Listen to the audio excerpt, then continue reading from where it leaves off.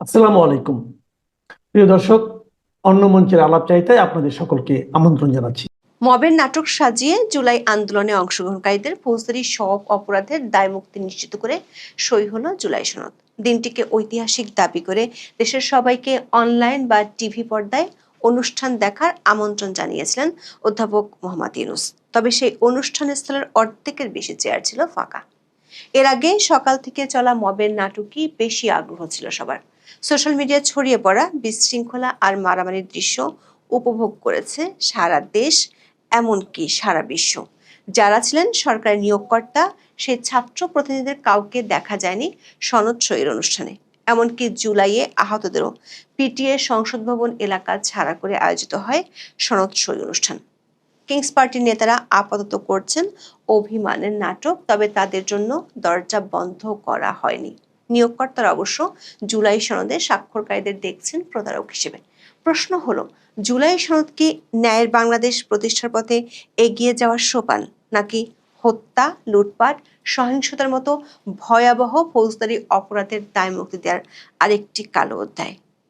বিএনপির মতো যেসব দল এতে সই করলো, তারা কি আরেকটি ইনডেমনিটি দেওয়ার দায় টেনে নিল নিজেদের কাঁধে? চলুন যাওয়া যাক বিশ্লেষণে।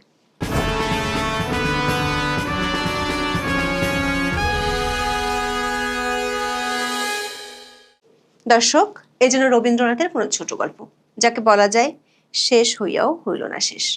ভাবা হচ্ছিল ৮ মাস ধরে চলা নাটকের অবসান হবে। অধ্যাপক ইউনূসের কথা মতো বিশ্ববাসী অবাক হয়ে তাকিয়ে থাকবে। কিন্তু দেখা গেল চরম বিশৃঙ্খলা এবং সমন্বয়হীনতার মধ্যে আয়োজিত রাষ্ট্রীয় অনুষ্ঠানে ১৭ই অক্টোবর সন্ধ্যায় জুলাই সনদে সই করে সরকার অনুমোদিত রাজনৈতিক দলের নেতারা। তবে জাতীয় ঐকমত্য কমিশনের বৈঠকে অংশ নেওয়া ৫টি দল ছিল অনুপস্থিত। এর মধ্যে সবচেয়ে উল্লেখযোগ্য কিংস পার্টি হিসেবে পরিচিত এনসিপি। আইনি ভিত্তির নিশ্চয়তা ছাড়া তারা জুলাই সনদে স্বাক্ষর না করার সিদ্ধান্ত একদিন আগেই জানিয়ে দিয়েছিল। জাতীয় নির্বাচনের আগে গণভোটের দাবি বাস্তবায়ন করতে এমন কৌশল বলে অনেকের ধারণা।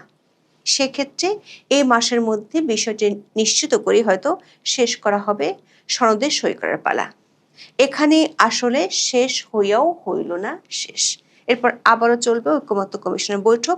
তবে সরকারি নিয়োগকর্তা হিসেবে পরিচিত ছাত্রদের দল এনসিপি এই সনদে স্বাক্ষরকারীদের বলছে জাতীয় বেইমান। দলটির আহ্বায়ক নাহিদ ইসলাম রাজধানীর ইস্কাচনে এনসিপির শ্রমিক সংগঠন জাতীয় শ্রমিক শক্তির আত্মপ্রকাশ অনুষ্ঠানে বলেছেন, কিছু রাজনৈতিক দল জাতীয় ঐকমত্যের নামে জনগণের সঙ্গে প্রতারণা করে একটি কাগজে সই করেছে। দর্শক, অধ্যাপক ইউনূস নিজেই বলেছেন ছাত্ররা তার নিয়োগকর্তা। সেই ছাত্রদের নেতা নাহিদ ইসলাম ও তার দল বলছে জুলাই সনদ সই যারা করেছে তারা জাতির সাথে প্রতারণা করেছে। সংসদ ভবনের সামনে আয়োজিত অনুষ্ঠানে সিপিবি, বাসদ, মার্ক্সবাদী বাসদ ও বাংলাদেশ জাসদের নেতারাও যাননি। তবে তারা যেসব দাবিতে বয়কট করেছেন সেগুলো পূরণ হওয়ার কোনো সম্ভাবনা নেই বাস্তব প্রেক্ষাপটে। ফলে এই ৪টি বাম দলের জুলাই সনদ পরিক্রমার আনুষ্ঠানিক অবসান ঘটার বিষয়টি নিশ্চিত। দর্শক, গত ফেব্রুয়ারি থেকে জুলাই পর্যন্ত সময় ২ পর্বের আলোচনায় ৮৪টি সংস্কার প্রস্তাব চূড়ান্ত হয়। এগুলো নিয়ে তৈরি হয় জুলাই জাতীয় সনদ। তাতে দলগুলোর আনুষ্ঠানিক স্বাক্ষরের আয়োজন করা হয় ১৭ই অক্টোবর। জাতীয় ঐকমত্য কমিশনের সহসভাপতি অধ্যাপক আলী রিয়াজ একদিন আগে জানান, কোনো দল চাইলে পরেও সনদে সই করতে পারবে। তবে আলোচনায় চূড়ান্ত হওয়ার সংস্কার প্রস্তাবে পরিমার্জনের আর কোনো সুযোগ নেই। তবে তার এই কথা টেকেনি ২৪ ঘন্টাও। জুলাই যোদ্ধাদের একটি অংশের নাটিকা মঞ্চায়নের প্রেক্ষাপটে অতি গুরুত্বপূর্ণ একটি প্রস্তাবে সংশোধনী আনা হয় সনদে সই করার ঠিক আগে। বিস্ময়করভাবে এই সংশোধনীর টেক্সট পরিমার্জন করা হয় বিএনপি নেতা সালাউদ্দিন আহমেদের ফেসবুক পোস্টের ভিত্তিতে। সংসদ ভবন এলাকায় জুলাই যোদ্ধাদের বিক্ষোভ চলার সময় বেলা ১১টার দিকে পোস্ট দেন সালাউদ্দিন আহমেদ। সনদের ৫ নম্বর দফায় তিনি জুলাই আগস্টে পুলিশ সহ আইন শৃঙ্খলা বাহিনীর অন্য সদস্য এবং আওয়ামী লীগের যেসব নেতাকর্মী নিহত হয়েছেন তাদের বিষয়ে আইনি দায় মুক্তি দেওয়ার পরিষ্কার দাবি তোলেন। লেখেন, জুলাই জাতীয় সনদের ৫ নম্বর দফা সংশোধিত হওয়া উচিত। বিএনপির এই নেতা দাবি করেন, জুলাই আন্দোলনে ছাত্রদের উপর হামলা চালাতে গিয়ে আওয়ামী লীগের নেতাকর্মী এবং আইন শৃঙ্খলা বাহিনীর অনেক সদস্য নিহত হয়েছেন। জনাব সালাউদ্দিনের মতে এরা গাদ্দার ও বিশ্বাসঘাতক, যাদের বিচার জনতার আদালতে হয়ে গেছে, তাই এদের হত্যার বিচার আর করা যাবে না, অর্থাৎ দিতে হবে ইনজেমনিটি। একই পোস্টে পরিমার্জিত দফার টেক্সট কি হবে তাও লিখে দেন জনাব সালাউদ্দিন। অবিশ্বাস্যভাবে স্বাক্ষরের কয়েক ঘন্টা আগে সেটি কাট অ্যান্ড পেস্ট করে বসিয়ে দেন অধ্যাপক আলী রিয়াজ। নতুন সংযোজিত দফা অনুযায়ী শুধু আন্দোলনকারীদের নির্বিচারের দায় মুক্তি দেয়া শুধু নয়, আওয়ামী লীগের পাশাপাশি আইন শৃঙ্খলা বাহিনীর সদস্যদের বিরুদ্ধে প্রশ্নাতীত বিচারের অঙ্গীকার যুক্ত করা হয়েছে পরিমার্জিত জুলাই সনদে। এর মাধ্যমে আরও একবার ফৌজদারি অপরাধের দায় মুক্তির দায় সরাসরি নিজেদের কাঁধে নিল বিএনপি।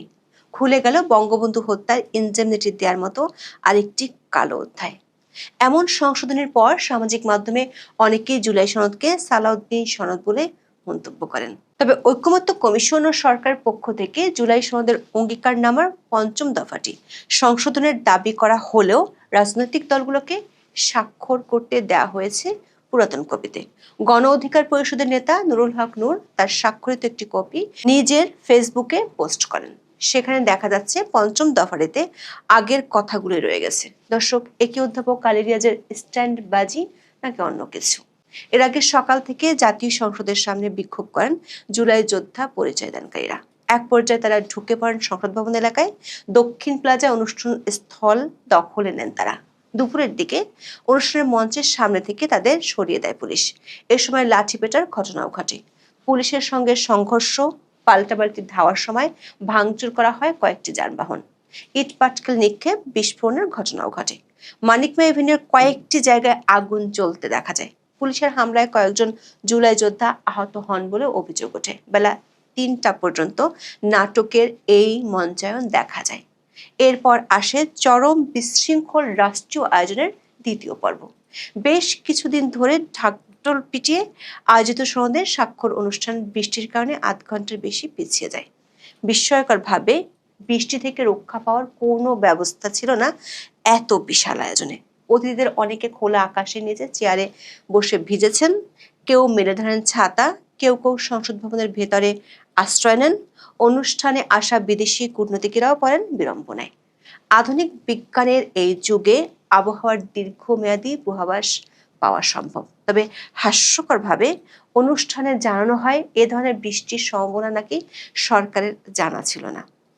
অন্যদিকে বাকপটু প্রধান উপদেষ্টা আশ্বিনের শেষ দিনের বৃষ্টিকে দাবি করেন রহমতের বৃষ্টি। অনুষ্ঠানের আয়োজকদের অদূরদর্শিতাকে ঢাকা দিতে তিনি জুলাইয়ের প্রতি প্রকৃতির সমর্থনের ব্যাখ্যা হাজির করেন। দর্শক, সরকারের বর্ণনা করা ঐতিহাসিক মুহূর্তের সাক্ষী হতে দর্শকের খরা ছিল চোখে পড়ার মতো। এ ধরনের রাষ্ট্রীয় অনুষ্ঠানে আমন্ত্রণ পাওয়া অতিথির সংখ্যার ভিত্তিতে চেয়ার থাকার কথা, তবে ভিডিওতে দেখা যায় অর্ধেকের বেশি আসন শূন্য, অর্থাৎ আমন্ত্রণ পেয়েও সংসদ ভবনের মাঠে যেতে আগ্রহ দেখাননি অনেকে। ফলে বেশ বিপদে পড়তে হয়েছে বিজিবির ক্যামেরা পার্সনদের। লং শটের পরিবর্তে বেশিরভাগ সময় ক্যামেরা ঘুরেছে সামনের দিকের অতিথিদের মুখ লক্ষ্য করে। অনুষ্ঠানের সংক্ষিপ্ত সূচি অনুসরণ করতে গিয়েও বেঁধেছে গোলমাল। কথা ছিল মূল অনুষ্ঠানের শুরুতেই দেখানো হবে জুলাই আন্দোলনের একটি 7 মিনিটের তথ্যচিত্র। তবে চালু করতে গিয়ে দেখা যায় সিনেমা চলছে না। সঞ্চালক মনির হায়দার এরপর জানান কারিগরি কোনো ত্রুটি হয়েছে, সনদের সই এবং প্রধান উপদেষ্টার ভাষণের পর দেখানো হবে। তবে সেই 7 মিনিট আর আসেনি জাতির সামনে। সনদ সই করার পর ডক্টর ইউনূসের আবেগময় ভাষণ শেষে আবার আসে তথ্যচিত্র প্রদর্শনের ঘোষণা। আধ মিনিট না যেতেই ভেসে আসে আজানের ধ্বনি। মনির হায়দার জানান আজান শেষে প্রদর্শনী শুরু হবে এবং তারপর প্রধান উপদেষ্টার সঙ্গে নেতাদের ফটো সেশনের মাধ্যমে শেষ হবে ঐতিহাসিক আয়োজন। দর্শক, বিটিভির লাইভে দেখা যায় আজানের মাঝখানে চেয়ার ছেড়ে চলে যাচ্ছেন প্রধান উপদেষ্টা। সঙ্গে সঙ্গে দর্শক সারি সবাই যে যার মতো মাঠ ছাড়তে ব্যস্ত হয়ে পড়েন। এর মধ্যেই 7 মিনিটের সেই অতি গুরুত্বপূর্ণ সিনেমা সম্প্রচার ভুলে গিয়ে শেষ হয়ে যায় বিটিভির লাইভ। পরে সেটি আর প্রদর্শিত হয়েছিল কিনা অথবা দেখার মতো দর্শক ছিল কিনা তা হয়তো ঐতিহাসিক রহস্য হিসেবে থেকে যাবে। প্রধান উপদেষ্টার কার্যালয়ের বিবৃতি থেকে জানা যাচ্ছে সব মিলিয়ে 25টি দল ও একটি জোটের প্রতিনিধিরা সই করেছেন জুলাই সনদে। তালিকা পর্যালোচনা করে আমরা দেখেছি এই দলগুলোর মধ্যে মাত্র 18টি দল নির্বাচন কমিশনে নিবন্ধিত। নির্বাচন কমিশনে বর্তমানে নিবন্ধিত দলের সংখ্যা 52। তার মানে হলো নিবন্ধিত দলগুলোর মধ্যে 35 ভাগেরও কম দল সই করেছে এই সনদে। আবার সই করা দলগুলোর মধ্যে 5টির নিবন্ধন হয়েছে অন্তর্বর্তী সরকার ক্ষমতায় আসার পর। এমনকি নিয়োগকর্তা হিসেবে পরিচিত ছাত্রদের দলও ছিল না অনুষ্ঠানে। অথচ ডক্টর ইউনূস দাবি করেছেন এই আয়োজনে নাকি চমকে গেছে গোটা বিশ্ব। দর্শক, একদিক থেকে চমকে দেওয়ার মতো নাটকই হাজির করেছে ম্যাজিক ম্যানের সরকার। নিজের মিত্রদের আশেপাশে সাজিয়ে যে তালগোল পাকানো রাষ্ট্রীয় আয়োজন হলো, তা নিশ্চয়ই জায়গা পেতে পারে ইতিহাসের অদ্ভুত ঘটনার তালিকায়। এখন এই পর্যন্ত। সবাই ভালো থাকুন, সুস্থ থাকুন, নিরাপদে থাকুন। দেখা হবে আগামী পর্বে।